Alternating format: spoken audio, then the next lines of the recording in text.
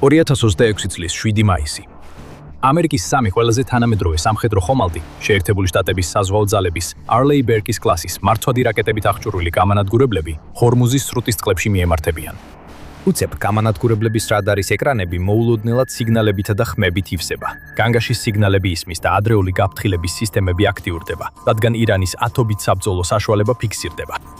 პატარა ნავების ფლოტები, დრონების ჯგუფები და გემსაწინააღმდეგო რაკეტების ზალპებიც კი პირდაპირ Arleigh Burke-ის გამანადგურებლებისკენ მიემართება. აშშ-ის საზღვაო ძალების სამხედრო გემები პირდაპირ მტრის ჩასაფრებაში აღმოჩნდნენ. ეს ირანის აიათოლას საქმეა და ეს ნათელი განცხადებაა, გზამილი, რომ ირანს არ აქვს განზრახვა სამხედრო ხომალდებს და უბრძოლებლად პატრულირების უფლება მისცეს ამ წყლებში. ის შეუძლია და აუცილებლად უპასუხებს ყველაფრით, რაც კი მის ხელთ აქვს. მტერმა თავისი კარტები გახსნა, როცა მოულოდნელი თავდასხმით ყველაფერი ერთბაშად ჩადო, მაგრამ ეს საბედისწერო შეცდომაა. ირანს წარმოდგენაც არ აქვს, რა უზარმაზარი შეცდომა დაუშვა და რამდენად სერიოზული იქნება შედეგები. ხოლო ერთი თვით ადრე 8 აპრილს შეერთებულმა შტატებმა და ირანმა ცეცხლის შეწყვეტაზე შეთანხმდნენ.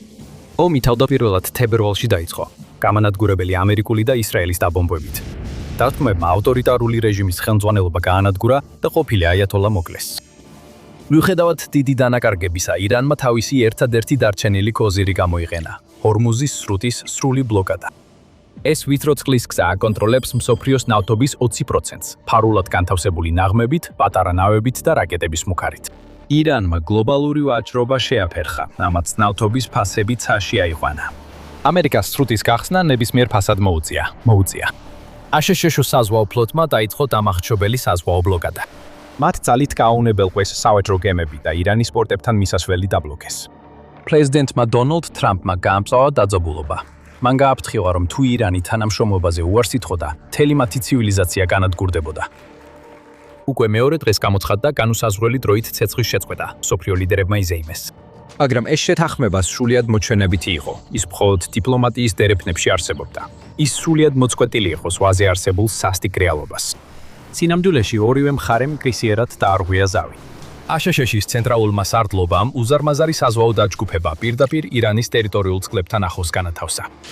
19 აპრილს საზღვაო ძალებმა თავისი მუქარა საქმით დაადასტურეს. მათ შეუტიეს ირანულ სატვირთო გემს სახელად თუსკა, მას შემდეგ რაც მან ბლოკადის კარღვას სცადა. ახალი აიათოლასთვის, მოჯთაბა ხამენეისთვის, ზავი ოფიციალურად დასრულებული იყო. ამერიკული სამხედრო გემები კონფლიქტის აშკარა გაგრძელება იყო. ამან თეირანს სრული თავისუფლება მისცა, რომ საპასუხო დარტყმა მიეყენებინა ყველაფრით, რაც ჰქონდათ. რაც პირდაპირ მიგვიყანს 7 მაისის ჩასაფრებამდე. ამერიკული ბლოკადის არსებობისთვის საფრთხე დახქმისა და ეგრეთ წოდებული ცეცხლის შეწყვეტის შეთანხმების უკვე გარდაცვლილად მიჩნევის ფონზე, ირანის რეჟიმმა და ისლამური რევოლუციური გვარდიის კორპუსის უმაღლესმა სარდლობამ Arleigh Burke-ის კლასის გამანადგურებელებზე შეტევა ბრძანა. რამდენიმე კვირიანი დაბომბვის შემდეგ მან სერიოზული დანაკარგები განიცადა. საჰაერო თავდაცვის სისტემები განადგურდა, რაკეტების მარაგები აფეთქდა, ხოლო საზღვაო ხომალდები სპარსეთის ყურის სიღრმეში ჩაიძირა. მაგრამ ირანს ჯერ კიდევ რამდენიმე იარაღი ჰქონდა ხელთ და იგი იყო მზად ყველაფერი გამოეყენებინა ამერიკულ სამხედრო გემებზე თავდასასმელად. შესაძლოა იმ იმედით, რომ ეს საკმარისი იქნებოდა ალყის გასარღვევად, ვაშინგტონის პოლიტიკური ნების შესარყევად და ბლოკადის შემსუბუქების, ან თუნდაც მისი დასრულების იძულებისთვის. ამისთვის ირანის რევოლუციური გვარდია 3 ძირითად რესურს ჯგუფს ეკორნობოდა. პირველი იყო ეგრეთ წოდებული კოღოს ფლოტი, რომელიც შედგებოდა პატარა, მაგრამ უკიდურესად სწრაფი და მანევრირებადი სწრაფი შეტევითი კატერებისგან. ეს პატარა ნავები ხშირად დამალულია ვიწრო სანაპირო გვირაბებში, სპარსეთის ყურის გასწვრივ, რაც მათ პოვნასა და განადგურებას ართულებს. ეს მათ სიურპრიზის ელემენტსაც აძლევს, რადგან ირანს შეუძლია თავისი პატარა ნავების ფლოტი მყისიერად გამოუშვა სრუტეში, მზად ნებისმიერი მოწინააღმდეგე ხომალდის დასაპირისპირებლად. თითოეულ ნავზე ჩვეულებრივ იმყოფება ჯარისკაცების პატარა ჯგუფი, რომლებიც იყენებენ ჯოგური შეტევის ტაქტიკას, ნაღმებს, რაკეტებს და ტყვიან ფქოებს მტერზე სროლისთვის. მასობრივი არეულობის სამიარაღების დასამატებლად, ირანმა ასევე განათავსა თავისი მეორე ჯგუფის რესურსები, ერთმხრივი კამიკაძე დრონები. თეირანი შეიძლება არ იყოს მსოფლიოს ერთ-ერთი უდიდესი სამხედრო სახელმწიფო, მაგრამ მან ნამდვილად დაამტკიცა, რომ ინოვატორია დრონების ომის სფეროში და შექმნა დღეს გამოყენებაში არსებული ერთ-ერთი საუკეთესო დარტყმითი დრონები. რუსეთი უკრაინასთან ომის ადრეულ ეტაპებზე ირანულ დრონებს ეყრდნობოდა და მას შემდეგ ირანული დიზაინების ასლებით დაიწყო საკუთარი მასობრივი დრონების წარმოება. ამავდროულად აშშ-მაც ირანული შაჰიდ Al-26-ის უკუინჟინერია მოახდინა, რათა შეექმნა საკუთარი დაბალფასიანი უპილოტო საბრძოლო შეტევითი სისტემა, რომელიც ასევე ცნობილია როგორც ლუკუები. ეს დრონები სწრაფად ფრენას და დიდი საბრძოლო თავებით აღწურვას ახერხებენ, თანაც იაფი და მარტივი დასამზადებელია. მაგრამ ისინი სრულად შეძლებენ ტრის ობიექტებისთვის სერიოზული ზიანის მიღებას, მათ შორის გამაგრებული სამიზნეებისთვის, როგორიცაა სამხედრო გემები. ბოლოს გავრცელებული ინფორმაციით, ირანმა ასევე გამოიყენა სანაპირო თავდაცვის ბატარეები ამერიკულ ესმინეცებზე ანტისაზღვაო რაკეტების გასაშვებად. ისევე როგორც მცირე ნავები, ეს ბატარეები ხშირად დამალულია სანაპირო ლანდშაფტის კლდოვან შვერილებსა და კონტურებს შორის, რაც მათ აღმოჩენას ართულებს. მიუხედავად იმისა, რომ აშშ-მ შეძლო მათი ნაწილის განადგურება, ირანს ჯერ კიდევ დარჩენილი აქვს გარკვეული რაოდენობა და ფარულად რეგულარულად გადაადგილებს მათ, რათა უსაფრთხოდ შეინარჩუნოს. ამ ყველა საშუალების ერთდროულად ამოქმედებით, ირანის გეგმა აშკარად ჩანდა. ირანს კარგად ესმოდა, რომ ამ იარაღთაგან არც ერთი ცალ-ცალკე საკმარისი არ იქნებოდა, თუნდაც ერთი არლი ბერკის კლასის გამანადგურებლისთვის. პრობლემის შესაქმნელად სამზე რომ აღარაფერი ვთქვათ. მაგრამ მათი გაერთიანებით ირანს იმედი ჰქონდა, რომ შეძლებდა ამერიკულ ხომალდებზე არსებული AGC-ის საბრძოლო სისტემების გადატვირთვას, ხომალდის თავდაცვას გადატვირთავდა და იმდენ სამიზნეს შეუქმნიდა, რომ მათ წინააღმდეგ ეფექტურად ვერ იმოქმედებდნენ. ეს კი თავის მხრივ შეიძლება საკმარისი ყოფილიყო იმისთვის, რომ ამ სამიზნეთაგან ზოგიერთს ხომალდის თავდაცვა გაევლო და ზიანი მიეყენებინა. მოკლედ, ირანის ისლამური რევოლუციური გვარდიის კორპუსმა იცოდა, რომ მისი დრონების, რაკეტებისა და ნავების უმეტესობა დაიკარგებოდა, მაგრამ თუ მხოლოდ რამდენიმე მათგანი მიაღწევდა სამიზნეს, მაშინ ისინი შეძლებდნენ სტრატეგიული გამოჯვების გამოცხადებას. ასე რომ დრონები, ნავები და რაკეტები უფრო და უფრო ახლოვდებოდნენ, ხმაურით მიიწევდნენ ჰორმუზის სრუტის მოღელვებულ წყლებზე. დრონები დაბლად აფრინავდნენ, რათა თავიდან აეცილებინათ ჩამოგდება, რაკეტები წარმოუდგენელი სისწრაფით მიფრინავდნენ, ხოლო ნავები მარყუჟებად და ზიგზაგით მოძრაობდნენ, რათა უფრო რთული ყოფილიყო მათი მიზანში ამოღება. ისინი ფიქრობდნენ, რომ მათი გეგმა იდეალური იყო და მათი ტაქტიკა დღისთვის ძალიან რთული იქნებოდა. ისინი საშინლად ცდებოდნენ. ირანის ისლამური რევოლუციური გვარდია სერიოზულად ვერ შეაფასა იმ ხომალდების შესაძლებლობები, რომელთა შეტევასაც ცდილობდა. 3 არლი ბერკის კლასის გამანადგურებელი, USS Truxtun, USS Rafael Peralta და USS Mason უბრალოდ სამხედრო ხომალდები კი არ არიან, არამედ ისინი ყველაზე თანამედროვე, შესაძლებლობებით აღჭურვილი და უნაკლოდ დაპროექტებული სამხედრო გემებია, რაც კი ოდესმე აშენებულა. ისინი შეიქმნა ცივი ომის ბოლო ეტაპზე, იმ დროს, როდესაც ამერიკელი საზღვაო სტრატეგები ვარაუდობდნენ, რომ მომავალი ომი დიდწილად დაეფუძნებოდა სარაკეტო დათმებს, წყალქვეშა ნავებს, საბრძოლო ავიაციას და ელექტრონულ ომს, და ეს ყველაფერი ერთდროულად მოხდებოდა. ამიტომ ეს გემები შექმნეს ისე, რომ გადარჩენის უნარი უმაღლეს პრიორიტეტად ჰქონდათ დასახული. ამიტომ ისინი არა მხოლოდ უზარმაზარია, მათი სიგრძე ცხვირიდან კი ჩონდე 500 ფუტზე მეტია და სრულად დატვირთვისას დაახლოებით 9000 ტონას იწონიან. დაახლოებით 300 მეზღვაურის ეკიპაჟი მართავს მათ სხვადასხვა სისტემებს, მაგრამ ისინი ძალიან კარგად არიან დაცული, ხოლო მათი თავდაცვის გონებაა AGC-ის საბრძოლო სისტემა. ერთ-ერთი ყველაზე თანამედროვე ავტომატიზებული მართვისა და იარაღის კონტროლის სისტემა, რაც კი ოდესმე გამოუგონიათ. AGC-ის სისტემა ამ სამხედრო ხომალდებს საშუალებას აძლევს ეფექტურად დაიცვან თავი თითქმის ნებისმიერი საფრთხისგან, იქნება ეს ჰაერიდან, ზედაპირზე თუ წყალქვეშ. ის შედგება ფაზირებული რადარის ანტენების მასივებისა და ელექტრონული სენსორების დიდი კომპლექტისგან, რაც საშუალებას აძლევს ერთდროულად 100-მდე ან მეტ სამიზნეს დააკვირდეს. AGC-ის რადარის დიაპაზონი ასევე საშუალებას აძლევს დიდი მანძილიდან შეამჩნიოს, ამოიცნოს და დააკვირდეს მოახლოებულ საფრთხეებს, ბევრად ადრე ვიდრე ისინი ვიზუალურ დიაპაზონში შევლენ. ეს მოიცავს თვითმფრინავებს, დრონებს, ფრთოსან და ბალისტიკურ რაკეტებს, ასევე სხვა საფრთხეებს. მოკლედ, პრაქტიკულად შეუძლებელია ამ ხომალდების მოუმზადებლად დაჭერა, ან მათზე მოულოდნელი თავდასხმის განხორციელება ისე, რომ მათ ამის შესახებ არ იცოდნენ. თითქმის მყისიერად. შემდეგ კი მოდის ცეცხლის ძალა. უმეტესობა Arleigh Burke-ის ტიპის გამანადგურებელი ხომალდებისა აღჭურვილია თითქმის 100 ვერტიკალური გაშვების უჯრედებით, რომლებიც მსოფლიოში ერთ-ერთ ყველაზე ძლიერ რაკეტებს ისვრიან. მათ შორის სტანდარტული ჩამჭერი რაკეტებიდან დაწყებული, შორ მანძილზე მოქმედი ტომაჰავკებით, წყალქვეშა ნავების საწინააღმდეგო რაკეტებით და სხვა მრავალი იარაღით დამთავრებული. რაკეტების დამატებად გამოიყენება 5 დუიმიანი საზღვაო ქვემეხი და სხვადასხვა დამატებითი თავდაცვითი სისტემა, როგორიცაა ავტომატური ფალანგსის კოშკურები და CCRM-ის ჰაერსაწინააღმდეგო სარაკეტო სისტემები. ასევე ახლო მანძილზე მოქმედი იარაღები, როგორიცაა ბუშმასტერის ჯაჯური ქვემეხები და ბრაუნინგის ტყვიამფრქვევები. ესენი უბრალოდ გემები არ არის, ისინი უზარმაზარი მცურავი ციხესიმაგრეებია, აღჭურვილი ყველა თავდაცვითი საშუალებით, რაც კი შეიძლება დასჭირდეთ, ყველაზე მტრულ გარემოში გადასარჩენად და ყველაზე საშიშ წყლის გზებზე, მათ შორის ჰორმუზის სრუტეზე, გასავლელად. და კიდევ ერთხელ უნდა აღვნიშნო, ირანი მხოლოდ ერთ ასეთ სამხედრო გემს არ უპირისპირდებოდა, მას 3 ასეთ გემთან ჰქონდა საქმე. რაც Arleigh Burke-ის ტიპის გამანადგურებლებთან და AHC-ში საზღვაო ძალების უმეტეს პლატფორმებთან გამკლავებას კიდევ უფრო ართულებს, ეს მათი ინტეგრაციის შესაძლებლობებია. ეს გემები შექმნილია არა მხოლოდ დამოუკიდებლად მოქმედებისთვის, არამედ უფრო დიდი ქსელების ნაწილის სახით. ისინი ერთმანეთთან მონაცემების შეუფერხებლად გაზიარებას ახერხებენ და სხვადასხვა გზით ერთმანეთს ოპერაციებში მხარს უჭერენ. ამიტომ, როცა ირანული ძალები მათკენ მიიწევდნენ, გამანადგურებელი გემები როგორც ცალკეული ხომალდები კი არ რეაგირებდნენ, არამედ როგორც ერთიანი ძალა. თითოეული მათგანი რადარის დაფარვას უზრუნველყოფდა, თითოეული მათგანი რაკეტების შესაძლებლობებს იზიარებდა და თითოეული მათგანი ფლოტის ელექტრონული ომის შესაძლებლობებს აძლიერებდა. ამიტომ მაშინ როცა ირანის ტაქტიკა შეიძლება ეფექტური ყოფილიყო უფრო პატარა ან მარტივ ხომალდებთან, მათ ნულოვანი შანსი ჰქონდათ ერთმანეთთან დაკავშირებული AEGIS-ით აღჭურვილი 3 გამანადგურებლის წინააღმდეგ. და მომდევნო წუთებმა დაამტკიცა, რამდენად უსუსურები იყვნენ ირანელები. ისინი ამ ბრძოლაში აშკარად არათანაბარი ძალებით შევიდნენ და მალე მიხვდნენ, როგორი კატასტროფული შეცდომა დაუშვეს. ტრაქსტონის, მეისონისა და რაფაელ ფერალთას საბრძოლო ცენტრებში დაძაბული მეთვალყურეობიდან აქტიურ ბრძოლაზე გადასვლა თითქმის მტკისიერი იყო. აშშ-ს არ ჰქონდა განზრახვა და ეცადა და ირანული შეტევითი ძალები საჭიროებაზე მეტად მიეშვა ახლოს. უკვე არაერთხელ ჰქონდათ შეჯახება ქვეყნის დრონებთან და რაკეტებთან წინაკვირებში და იცოდნენ, რომ IRGC-ის ჩვევაში არ ჰქონდა უკან დახევა ან უკან წასვლა. როგორც კი ირანი თავდასხმას იწყებდა, ბოლომდე მიყავდა საქმე და ეს შემთხვევაც გამონაკლისი არ იქნებოდა. მეთაურებმა ომის გემის მრავალფენოვანი თავდაცვის სისტემების დაუყოვნებლივი გამოყენება დაამტკიცეს და AEGIS-ის სრული ძალამოქმედებაში მოვიდა. სისტემამ ეფექტურად აიღო თავის თავზე თავდაცვითი ოპერაციები და ცვითი ოპერაციები. სენსორებმა სწრაფად აღმოაჩინეს მოახლოებული საფრთხეები. რადარებმა დააფიქსირეს სამიზნეები, რომლებიც სრუტეში სწრაფად გადაადგილდებოდნენ. AEGIS-მა პრიორიტეტი მიანიჭა ყველაზე მნიშვნელოვან და საშიშ სამიზნეებს და ამოქმედა ყველაზე შესაბამისი ზომები მათი განეიტრალებისთვის. 3 გამანადგურებლის წინა გემბანებიდან ვერტიკალური გამშვები შახტები შთამბეჭდავი კვამლისა და ცეცხლის ფონზე აფეთქდა, როდესაც გამანადგურებელი რაკეტები ცაში აიჭრა. ეძებდა და ანადგურებდა ირანულ ხომალდსაწინააღმდეგო რაკეტებსა და ასაფეთქებელ დრონებს მათი მიზნებისგან შორს. როდესაც მოსკიტონავები იარაღის მოქმედების მანძილზე მიუახლოვდნენ, ამერიკულმა გამანადგურებლებმა მძიმე გემბანის ქვემეხებს დაერტნენ, რათა ისინი წყლიდან ამოეკდოთ. ხოლო მცირე კალიბრის იარაღის ჯგუფები გემბანზე სწრაფად გადაადგილდებოდნენ და დამატებით ცეცხლს უშენდნენ ჩამორჩენილ მტერს. ჰაერში ავტომატური სროლის უწყვეტი ხმა ისმოდა. აშშ-მა ასევე გამოიყენა საზღვაო Seahawk ვერტმფრენები, რათა მტრის ხომალდებზე Hellfire-ის რაკეტები გაეშვა, ხოლო დამატებითი ავიაცია ციდან ცეცხლის მხარდაჭერას უზრუნველყოფდა.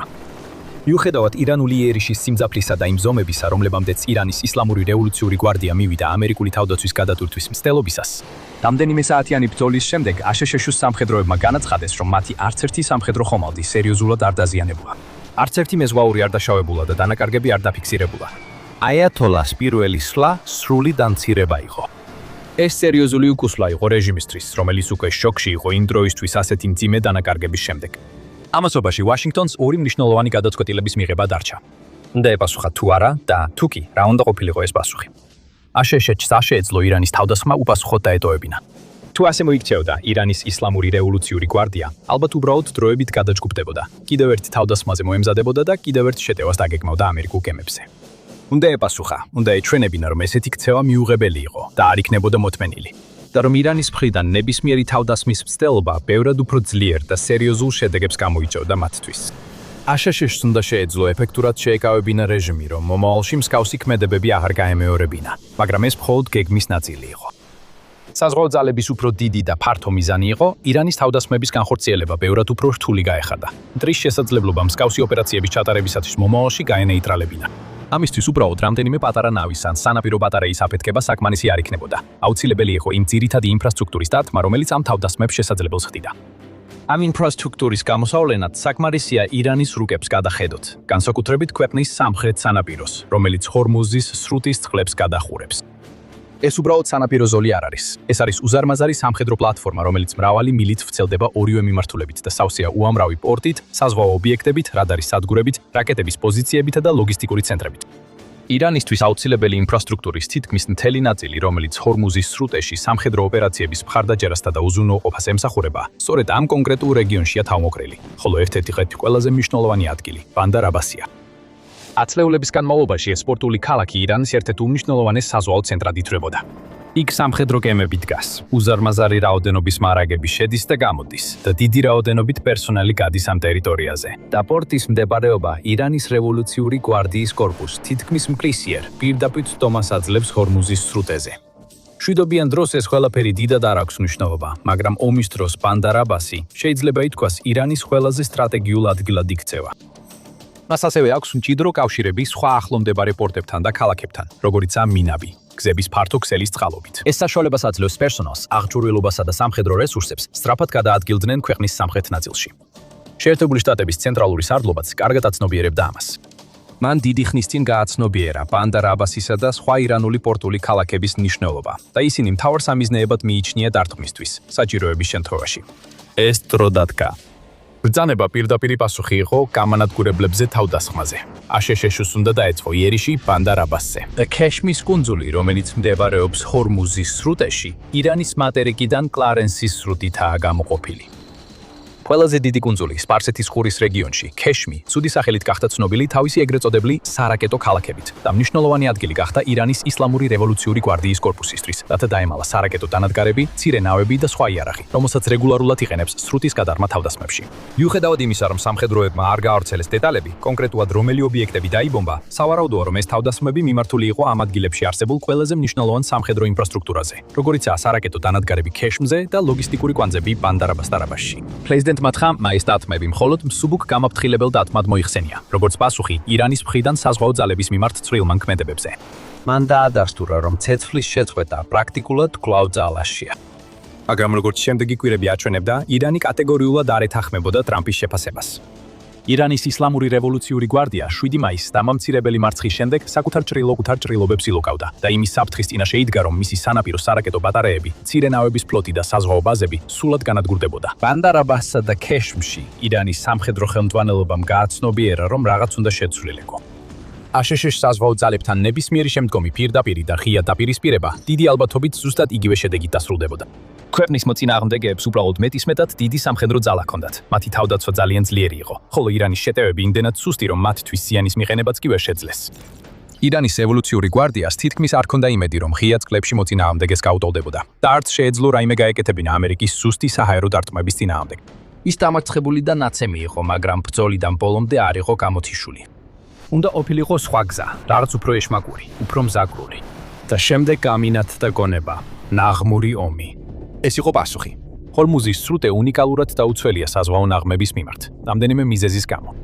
პირველ რიგში ის საკმაოდ არ აღმაა, რაც ნაღმების განთავსებას ამარტივებს და ნებისმიერ გემს, რომელიც ძალიან ახლოს გაივლის, უზარმაზარი ზიანი შეიძლება მიადგეს. მეორე, მიუხედავად იმისა, რომ ეს არის ესეთი მნიშვნელოვანი წყლის გზა და გლობალურ ვაჭრობაში დიდ როლს ასრულებს, ის საოცრად ვიწროა. მთავარი სანაოსნო დერეფნები კი სიგანეში მხოლოდ რამდენიმე მილია. თუ ირანის რევოლუციური გვარდია შეძლებდა ნაღმების სწორ ადგილას განთავსებას, ის ეფექტურად პარალიზებას გაუკეთებდა მთელ მოძრაობას, როგორც კომერციულს, ასევე სამხედრო მოძრაობას სრუტეში და საბოლოოდ აიძულებდა ამერიკულ სამხედრო გემებს დაეტოვებინათ ტერიტორია. რადგან მათაც კი არ მოუნდებოდათ რისკზე წასვლა და ქვემოდან მუცელში ხვრელების მიღება. ირანის რევოლუციური გვარდიის სასარგებლოდ მუშაობდა ის ფაქტი, რომ მიიჩნევა თითქოს მათ საკმაოდ დიდი მარაგი აქვთ ამ ნაღმების სხვადასხვა მოდელით, შედარებით მარტივი კონტაქტური ნაღმებიდან დაწყებული, უფრო მოწინავე მოდელებიც დამთავრებული, რომლებიც გზნობიარე სენსორებით რეაგირებენ აკუსტიკის ან წყლის ცნევის ცვლილებებზე. ირანს მხოლოდ ის დარჩენოდა, რომ თავისი ასაფეთქებელი ნივთიერებები სრუტეში თესლივით დაეთესა, რათა მოძრაობის ნაკადი შეეჩერებინა. ევთხელ და სამუდამოდ და აიძულებინა აშშ-ს დაბრუნებულიყო მოლაპარაკების მაგიდასთან არახელსაყრელ მდგომარეობაში. ყველაზე რთული კი იყო ნაღმების ჩაბრა ისე, რომ არ აღმოეჩინათ და არ შეეჩერებინათ. ამის გასაკეთებლად ირანმა კიდევ ერთხელ მიმართა თავის მცირე ნავების ფლოტს. იყენებდა ფარულ დაბალპროფილურ ნავებს, რომლებიც ხშირად სამოქალაქო ხომალდებს ჰგავდა. ან შეღებილი იყო მქქალი და არამრეკლავი ფერებით, რათა წყალთან შერწყმოდა და ასევე ღამის ბნელში დამალულიყო. ირანის რევოლუციური გვარდია იმედოვნებდა, რომ ეს ტაქტიკა მალე წარმატებას მოუტანდა. ის შეძლებდა უბრალოდ დამჯდარიყო, იაკურებინა და დალოდებოდა სანახაობას, როცა არაფრის მცოდნე ამერიკული გემები წყალქვეშა ასაფეთქებლების სრულ ძალას იგრძნობდნენ. მაგალითად, როგორც მაჰამ 3, რომელიც არის ღუზაზე დამაგრებული, 300 კილოგრამიანი ნაღმი. მაჰამ 3-ის შეუძლია 100 მეტრის სიღრმეზე იყოს და აქტიურდება აკუსტიკური ან მაგნიტური სენსორებით. ირანს ასევე გამოუყენებია მაჰამ 7, რომელიც ზღვის ფსკერზე იმყოფება და ასევე იყენებს მაგნიტურ და აკუსტიკურ სენსორებს გამლელი გემების დასაფიქსირებლად. თანაც თავს არიდებს სონარის აღმოჩენას. მისი გამოჩეული კონუსური ფორმის წყალობით ამ ნაღმებიდან ნებისმიერი თუ საკმარისი რაოდენობით იქნება განთავსებული, სრუტეს ევთღამეში გაცილებით უფრო საშიშს გახდის. მათი პოვნა და უსაფრთხო დამოღება შეიძლება კვირებს ან თვეებსაც კი დასჭირდეს განაღმის სამუშაოებისთვის. სამწუხაროდ ირანისთვის აშშ-ში ერთი ნაბიჯით წინ იყო. აშშ-ში სამხედრო ძალა ყველაზე ძლიერი სამხედრო ძალაა პლანეტაზე. მას იშვიათად იჭერენ მოუმზადებელს. მას ყავს მსოფლიო დონის ტაქტიკოსები და ექსპერტები ყველა სფეროში, რომლებიც პასუხისმგებელნი არიან ყველა შესაძლო შემთხვევის შეფასებაზე და წარმოიდგენენ ყველა იმ ტაქტიკას, რომელსაც მისი მტრები შეიძლება გამოიყენონ. მან იცოდა, რომ ირანი ალბათ რომელიღაც ეტაპზე ნაღმურ ომზე გადაერთვებოდა, რადგან ეს იყო იმ რამდენიმე რეალური ვარიანტიდან ერთ-ერთი, რომელიც მას ჯერ კიდევ ჰქონდა ხელთ. ამიტომაც აშშ-მ თავისი ყველაზე თანამედროვე სამხედრო სადაზვერო სისტემები განათავსა სრუტის გარშემო, რათა 24 საათის განმავლობაში ედევნებინა მასზე თვალყური. ის მხოლოდ Arleigh Burke-ის გამანადგურებლების მსოფლიო დონის რადარებს არ ეყრდნობოდა, არამედ იყენებდა უახლეს სადაზვერვო დრონებს, სონარის სისტემებს, საზღვაო პატრულის თვითმფრინავებს, აკუსტიკურ მასივებს და სხვა ტექნოლოგიებსაც. მას მუდმივად ჰქონდა თვალთვალი ცაში, წყლის ზედაპირზე და წყალქვეშაც კი. აკვირდებოდა და ელოდა საფრთხის ნებისმიერ ნიშანს. მზად იყო ნებისმიერ წამს განგაში აეტეხა. მას არ ჰქონდა განზრახვა, დაეშვა IRGC-ისთვის სრუტის დანაღმა და არც აპირებდა უბრალოდ დალოდებოდა, როდის შეეჯახებოდა მისი ან სხვა გემი ნაღმს. ეს კი შეიძლება მსოფლიო აღშფოთების მიზეზი გამხდარიყო. მას ერთი ნაბიჯით წინ უნდა ყოფილიყო. ამიტომ 26 მაისს აშშ-ს გამოაცხადა მასშტაბური და აგრესიული გაწმენდისა და განადგურების ოპერაცია სრუტესა და ირანის სანაპიროზე. მისმა ძალებმა განახორციელეს მრავალი ტაქტიკური დარტყმა ირანულ ობიექტებზე, მათ შორის იმ პატარა ნავებზე, რომლებსაც IRGC ნაღმების დასაგებად აპირებდა გამოყენებას. ასევე სამხრეთ სანაპიროზე განლაგებულ მრავალრიცხოვან სარაკეტო პოზიციებზე. კიდევ ერთხელ, აშშ-მ შეძლო თავისი თანამედროვე ტექნიკის უპირატესობების გამოყენება, მათ შორის ტაქტიკური დარტყმის დრონებიდან დაწყებული, თითქმის უხილავი სტელს თვითმფრინავებით დამთავრებული. მან იპოვა, დააკვირდა და გაანადგურა ერთი ირანული სამიზნე, მეორის შემდეგ. უმაღლესი სიზუსტით დაატყა და უამრავი ნავი და მათი ეკიპაჟი წყლის საფლავში გაგზავნა. საბოლოო შედეგი ირანის რეჟიმისთვის კიდევ ერთი კატასტროფა იყო. აიათოლას ავანტიურა სულიად ჩამოიშალა, მაგრამ ირანის რეჟიმს უკეთ უნდა სცოდნოდა. მათ საკუთარი ისტორია უნდა გაეხსენებინათ. 1988 წელს ირანის სამხედროებმა ფარულად ჩაყარეს ნაღმები, სწორედ ამავე წლებში და ამ ნაღმებიდან ერთმა წარმატებით გაახვიდა უზარმაზარი ხვრელი აშშ-ს სამხედრო გემის სამუელ ბ რობერტსის კორპუსში. ამან გამოიწვია მეორე მსოფლიო ომის შემდეგ ამერიკის საზღვაო ძალების ყველაზე მძაფრი ზედაპირული შეტაკება. მას ოპერაცია მლოცველი მანტისი ეწოდა. თუ გსურთ ნახოთ, როგორ გაანადგურა აშშ-ს საზღვაო ძალებმა ირანის ფლოტის ნახევარი ერთ შუადღეში, დააწკაპუნეთ ვიდეოზე თქვენს ეკრანზე ახლავე და შემდეგ ბრძოლაზე შევხვდებით.